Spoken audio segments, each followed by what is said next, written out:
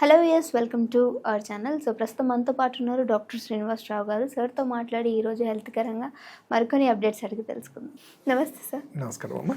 Sir, బరువు గురించి మాట్లాడుకుంటే ఒబేసిటీ ఇది చాలా మందిని పట్టి పీడిస్తున్న, అంటే ఒక మనిషిని ఒక వ్యాధి ఎలా అయితే చంపేస్తుంది అంటారో, వెయిట్ అనగానే మనిషిని కూడా తను మెంటల్ గా కూడా డిస్టర్బ్ అయిపోతుంది. సో అసలు వెయిట్ వెయిట్ పెరిగిపోతున్నాం అన్నప్పుడు వీళ్ళు అసలు ఎక్కడి నుంచి మిస్టేక్ చేస్తున్నారు అని అంటే మీరేం చెప్తారు? అంటే మీరు అన్నట్టు కరెక్ట్. వెయిట్ అనేది ఏంటంటే దాని పేరులోనే మనం చూస్తే అధిక బరువు అంటాం. సో మనం తెలుగులో ఒక నానుడు ఉంది, అతివృష్టి అనావృష్టి అంటాం. అంటే ఎక్కువ ఉన్న ప్రాబ్లం, తక్కువ ఉన్న ప్రాబ్లమే.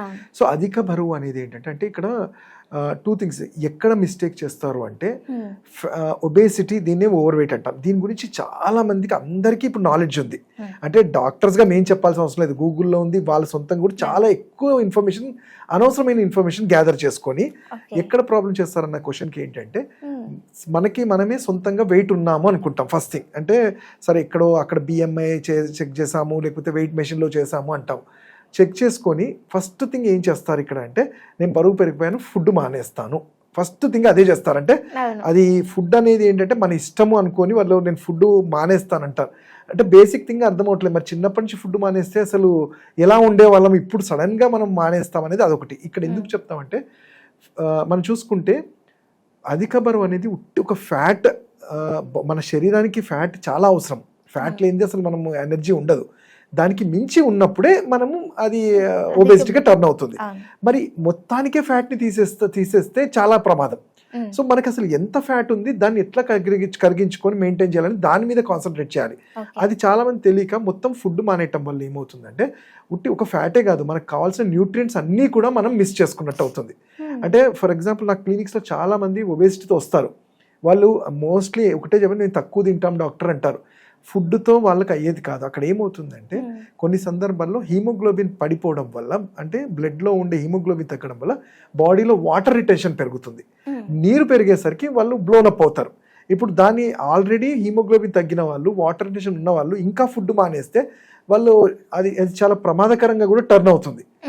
సో అందుకనే మేము అంటాం, అంటే మీరు సొంతంగా ఆ ఫుడ్ ఒకటి దాని మీదనే కాన్సన్ట్రేట్ కాకుండా మనం చేసే ఎక్సర్సైజ్ ఏంటి, దానికి తగ్గ ఫుడ్ మనం తీసుకుంటున్నామా లేదా అనేది చాలా ఇంపార్టెంట్.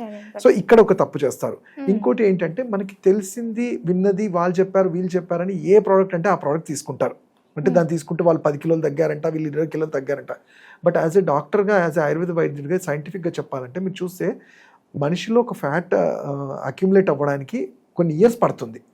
బట్ తగ్గాలన్నప్పుడు అది ఒక 10 డేస్లోనో లేకపోతే 1 మంత్లోనో అవ్వదు.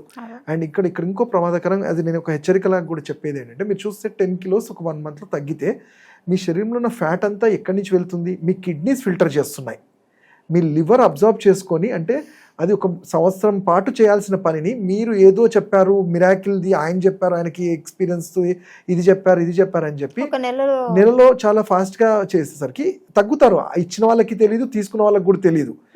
అంటే ఒక 10 కిలోలు తగ్గిన తర్వాత దాని ఎఫెక్ట్ ఎప్పుడో తెలుస్తుంది.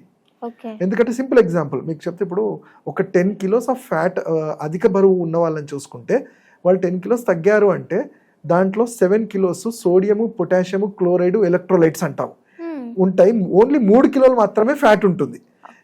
ఈ భ్రమలో 10 కిలోల ఫ్యాట్ తగ్గానే భ్రమలో 7 కిలోలు శరీరానికి కావాల్సిన అన్ని కూడా ఫ్లష్ అవుట్ చేస్తున్నాం మీరు.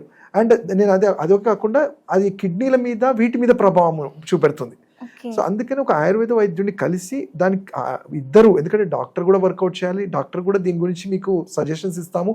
మీ డైట్ ఏంటి, మీకు తగ్గట్టు ఏంటంటే, డైట్ అంటే ఇప్పుడు తినకపోవడం వల్ల వెయిట్ తగ్గిపోతే అసలు డాక్టర్ కూడా అవసరం లేదు. అది ఆ లాజికే అర్థం కాంది. సో తింటూ వెయిట్ని మెయింటైన్ చేయడం ఎలా ఇంపార్టెంట్, అది ఇంపార్టెంట్. ఎందుకంటే మన బాడీ అనేది anabolism and catabolism together metabolism అంటాం. అంటే మనం ఏం తీసుకుంటామో అది బ్రేక్ డౌన్ చేసుకుంటేనే మన మెటబాలిజం కరెక్ట్గా ఉంటుంది. అసలే తీసుకోకుండా బాడీ బ్రేక్ డౌన్ చేసుకుంది అంటే అది వీక్నెస్ అవుతుంది. సో ఇది ఇక్కడ ఈ జరిగే పొరపాట్లు.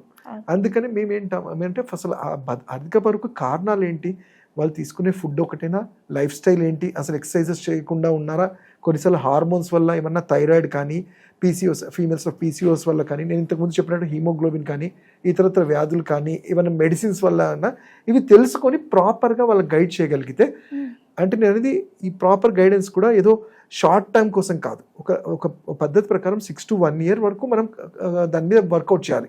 మంత్లీ 2 to 3 kilos ఎలా తగ్గించుకుంటూ రావాలనే దాని గురించి చేస్తే దాంట్లో డైట్ కూడా రోల్ ప్లే చేస్తుంది, ఎక్సర్సైజెస్ కూడా రోల్ ప్లే చేస్తుంది. అప్పుడు ఆయుర్వేదిక్ మందులుగా కానివ్వండి, ట్రీట్మెంట్స్ కానీ కూడా మంచిగా వర్కౌట్ అవుతాయి.